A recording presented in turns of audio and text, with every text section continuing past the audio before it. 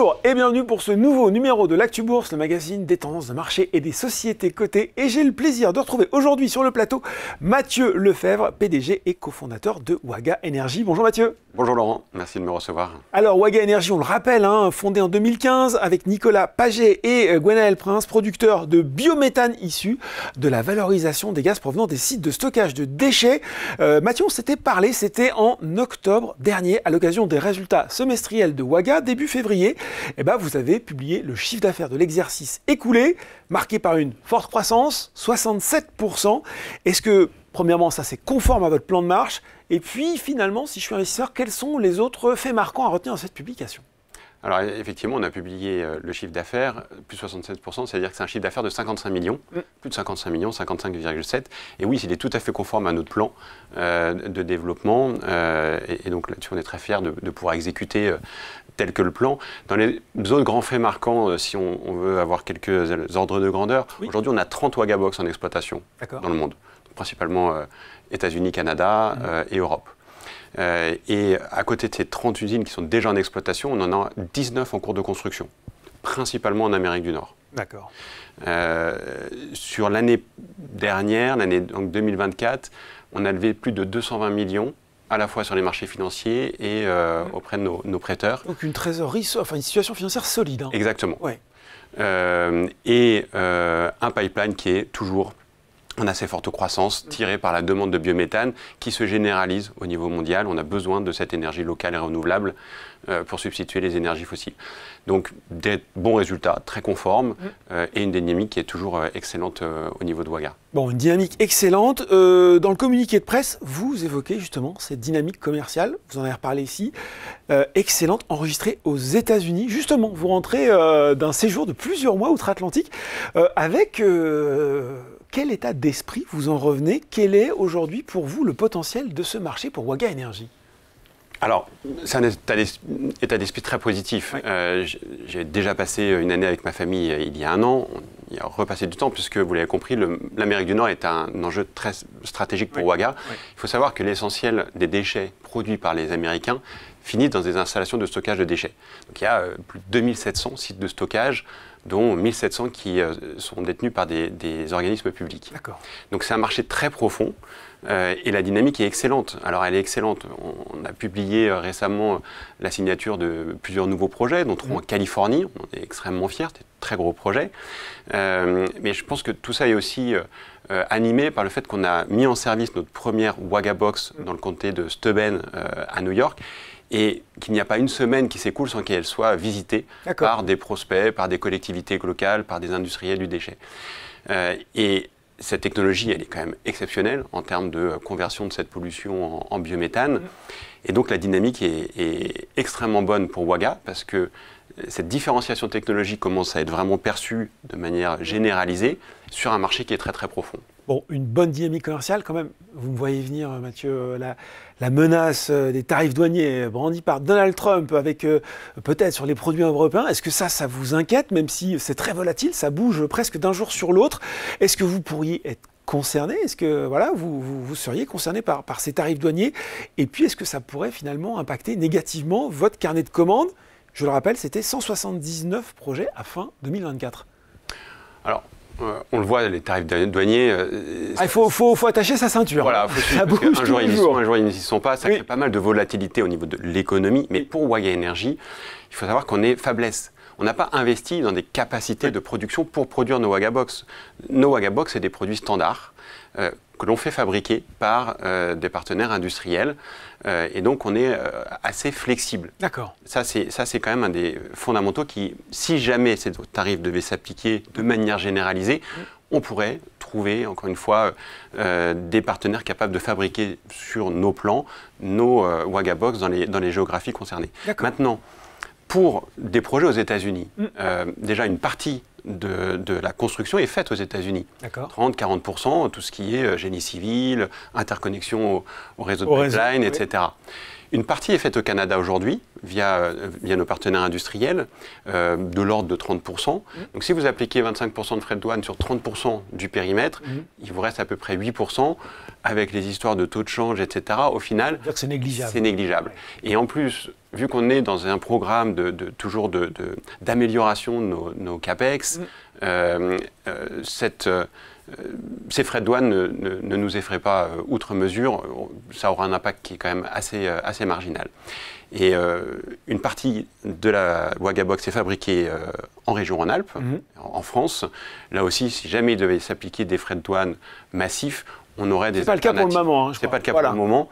La seule chose qu'on souhaite vraiment conserver, parce que propriété intellectuelle très forte et unicité technologique, c'est la distillation cryogénique qui est fabriquée dans le bassin industriel grenoblois, mais ça représente une partie relativement modeste, mesurée de la Wagabox, donc ça n'aura encore une fois que très très peu d'impact s'il devait y avoir des frais de douane. Et puis comme on l'a dit, on vit ça au jour le jour parce que ça change très très vite dans un sens et dans l'autre. Justement, ce qui change aussi très vite en ce moment, c'est le prix des matières premières. On voit que le pétrole se replie, notamment parce que on a peut-être des doutes sur la croissance américaine. On voit que dans le même temps, les pays de l'OPEP ont décidé de produire plus.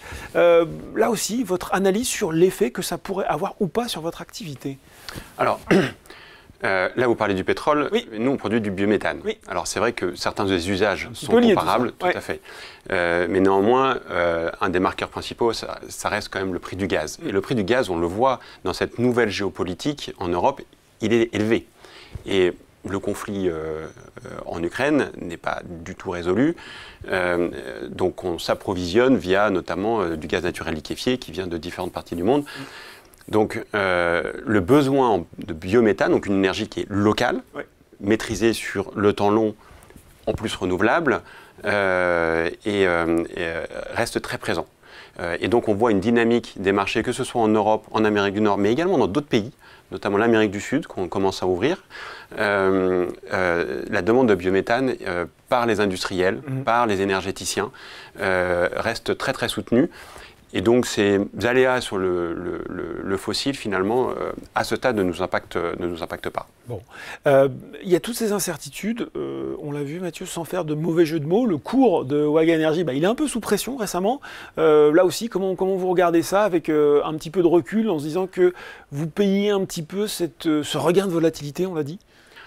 C'est ça. Waga Energy reste une petite entreprise, c'est ce qu'on appelle une small mid-cap pour les marchés financiers. Notre liquidité s'est beaucoup améliorée ces derniers temps, mais elle reste faible. Et donc quand on a une volatilité géopolitique comme on la connaît aujourd'hui, il suffit qu'il y ait des réallocations de portefeuille pour que le cours de Waga subisse ces pressions. Et là on l'a beaucoup vu, par exemple la défense a beaucoup augmenté avec les annonces récentes. Voilà. C'est peut-être l'effet de réallocation. Maintenant, les fondamentaux sont extrêmement solides et si on regarde les tendances de long terme, on a besoin d'énergie. On a besoin d'énergie renouvelable pour à la fois se rendre plus indépendant des importations d'énergie fossile. Et si donc elle peut être locale et renouvelable, c'est très bien. Et donc sur le moyen long terme, les perspectives sont très très bonnes. Et je dirais que avoir cet objectif de long terme, à la fois de lutter contre le changement climatique, d'accélérer la transition énergétique avec des énergies compétitives et locales, c'est aussi une forme de résilience face à la furie actuelle géopolitique et autour de toutes les turbulences. Voilà. Ouais, exactement.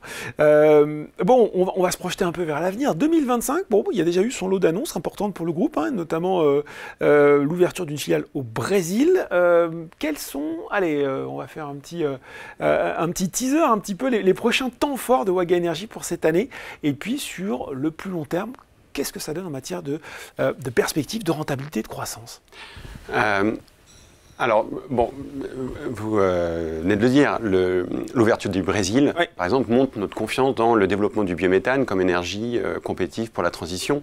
On travaille aussi sur d'autres pays d'Amérique du Sud, la Colombie, le Mexique. Et je l'ai dit, les États-Unis restent un marché extrêmement attractif et dynamique pour nous. Dans les choses à noter, le 15 avril, on va publier nos résultats. Oui, complet. Qui sont attendus, qui vont donc vous montrer la performance économique de Waga sur 2024. Les grands enjeux de 2025, c'est, comme on l'a dit et confirmé, le passage au break-even, donc à un EBITDA positif au cours de l'année 2025. Donc ça reste un objectif très fort pour montrer que les projets qu'on développe et l'entreprise qu'on développe est une entreprise rentable. Là, pas été ces dernières années parce qu'on est dans une croissance très forte, comme on l'a dit, en termes d'accélération des investissements, mais elle le sera très rapidement. Et encore une fois, vu la densité, la dynamique du pipe commercial, des démarrages, des nouvelles signatures tout au long de l'année, puisqu'on est toujours dans cette accélération du momentum commercial et du développement. Bon, et sur les perspectives d'un petit peu plus long terme, et un petit peu plus long terme, vous voyez pour ce marché en plein développement?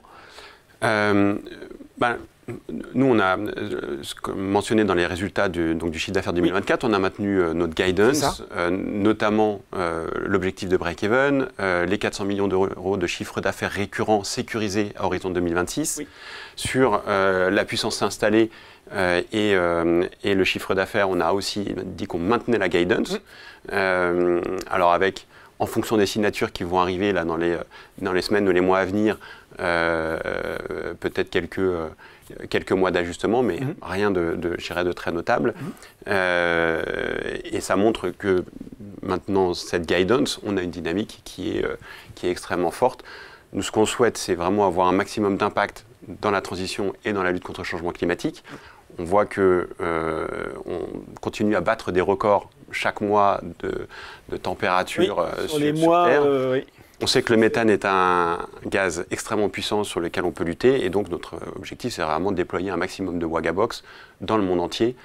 C'est ce qu'on sait faire et c'est ce qu'on essaie de faire le mieux possible. Et voilà, accompagner effectivement cette transition énergétique et accélérer encore le développement des Wagabox. Merci beaucoup Mathieu pour avoir fait le point complet sur la situation et les ambitions de Waga Énergie. Merci Laurent. L'Actu Bourse, c'est fini pour aujourd'hui, mais on se retrouve très bientôt pour un nouveau numéro.